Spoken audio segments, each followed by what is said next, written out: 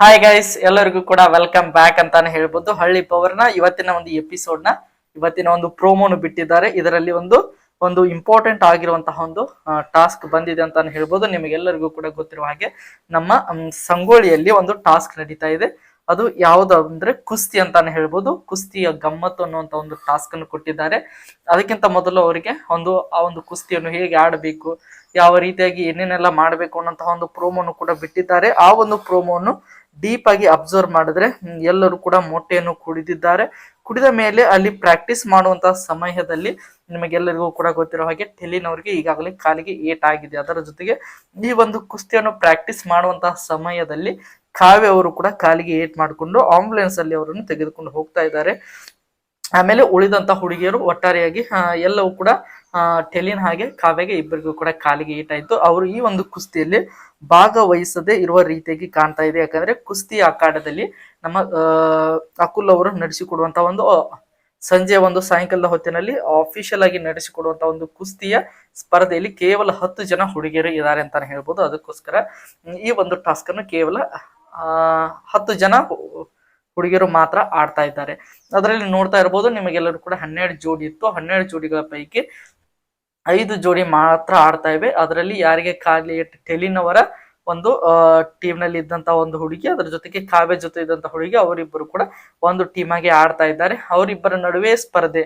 ನಿಮಗೆಲ್ಲರಿಗೂ ಕೂಡ ಗೊತ್ತಿರೋ ಹಾಗೆ ಯಾಶ್ ಹಾಗೆ ತೇಜಸ್ವಿನಿ, ಅವರಿಬ್ಬರ ಪೈಕಿ ಯಾರು ಗೆಲ್ತಾರೆ ಅಂದ್ರೆ ಅಲ್ಲಿ ಯಾಶ್ ಗೆಲ್ತಾರೆ ಅನ್ನುವಂತಹ ಮಾಹಿತಿ ಬರ್ತಾ ಇದೆ. ಅದರ ಜೊತೆಗೆ ನೀನು ಉಳಿದಿರುವಂತಹ ಅವರ ಟೀಮ್ ನಲ್ಲಿ ಇದ್ದಂತಹ ಇಬ್ಬರು ಜೋಡಿ ಹುಡುಗಿಯರು ಏನಿದ್ರಲ್ವಾ, ಅವರಿಗೆ ಮೊದಲು ಸ್ಪರ್ಧೆ ನಡೆಯುತ್ತದೆ. ಅದರಲ್ಲಿ ಯಾರು ಗೆಲ್ತಾರಲ್ವಾ ಅವರು ಫೈನಲ್ ರೌಂಡ್ಗೆ ಆಯ್ಕೆ ಆಗ್ತಾರೆ.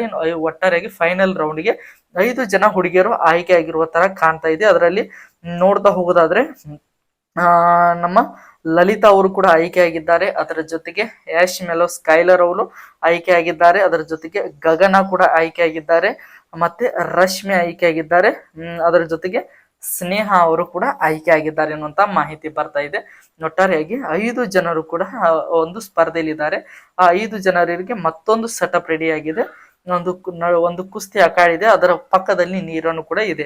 ಆ ಒಂದು ನೀರಿನಲ್ಲಿ ಆ ಒಂದು ಅಖಾಡದಲ್ಲಿ ಅವರನ್ನು ಯಾರು ಸೋಲಿಸ್ತಾರಲ್ವಾ ಅವರ ಎಲ್ಲ ಲಗೇಜ್ ಗಳನ್ನು ಕೂಡ ಆ ಒಂದು ನೀರಿನಲ್ಲಿ ಎತ್ತಿ ಹಾಕುವಂತ ಒಂದು ವಿಶೇಷವಾದಂತಹ ಟಾಸ್ಕ್ ಅಂತಾನೆ ಹೇಳ್ಬೋದು. ಕೊನೆಗೆ ನನ್ನ ಪ್ರಕಾರ ಇದರಲ್ಲಿ ಲಲಿತಾ ಮಾರ್ಗರೇಟ್ ಅವರು ಗೆದ್ದಿರುವಂತಹ ಸಾಧ್ಯತೆ ತುಂಬಾನೇ ಜಾಸ್ತಿ ಇದೆ. ಇಲ್ಲಿ ನೀವು ಟಾಸ್ಕ್ ಪ್ರೋಮೋನು ಕೂಡ ಕರೆಕ್ಟ್ ಆಗಿ ಅಬ್ಸರ್ವ್ ಮಾಡಿದ್ರೆ ಲಾಸ್ಟ್ ನಲ್ಲಿ ತೇಜಸ್ವಿನಿ ಹಾಗೆ ಗಗನ ಹಾಗೆ ಅದರ ಜೊತೆಗೆ ನೋಡ್ತಾ ಹೋಗೋದಾದ್ರೆ ಲಲಿತಾ ಅವರು ಇರುವಂತಹ ಸಾಧ್ಯತೆ ಇದೆ. ಆದ್ರೆ ಲಲಿತಾ ಅವರು ಈ ಒಂದು ಟಾಸ್ಕ್ ಅಲ್ಲಿ ಅವರಿಗೆ ಯಾರಿಗೂ ಕಾಂಪಿಟೇಷನ್ ಕೊಡಕ್ಕೆ ಆಗಲ್ಲ, ಅಷ್ಟರ ಮಟ್ಟಿಗೆ ಬಲಿಶಾಲಿ ಆಗಿರೋದ್ರಿಂದ ಈ ಒಂದು ಟಾಸ್ಕ್ ಅನ್ನು ಲಲಿತಾ ಅವರು ಗೆದ್ದಿದ್ದಾರೆ ಅನ್ನುವಂತ ಮಾಹಿತಿ ಬರ್ತಾ ಇದೆ. ತುಂಬಾನೇ ಅಂದ್ರೆ ಒಂದು ಹಳ್ಳಿ ಅಖಾಡದಲ್ಲಿ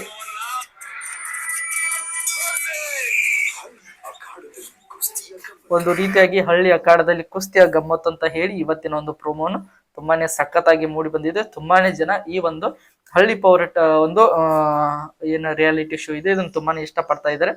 ಇದೇ ರೀತಿಯಾಗಿ ನೋಡ್ತಾ ಹೋಗೋಣ ಇನ್ನು ಯಾವ ರೀತಿಯಾಗಿ ಮುಂದುವರಿಯುತ್ತದೆ. TRP ಎಲ್ಲ ಮೊದಲನೇ ವಾರದ TRP ಎಲ್ಲ ಯಾವ ರೀತಿಯಾಗಿ ಬರುತ್ತದೆ ಅಂತ ಎಲ್ಲರೂ ಕೂಡ ವೇಟ್ ಮಾಡಿ ನೋಡೋಣ. ಒಂದು ಹಳ್ಳಿ ಪವರ್ ನಲ್ಲಿ ಕುಸ್ತಿ ಅಖಾಡ ಅನ್ನುವಂತ ಟಾಸ್ಕ್ ಅನ್ನು ಲಲಿತಾ ಅವ್ರು ಗೆದ್ದಿರುವಂತ ಮಾಹಿತಿ ಬರ್ತಾ ಇದೆ.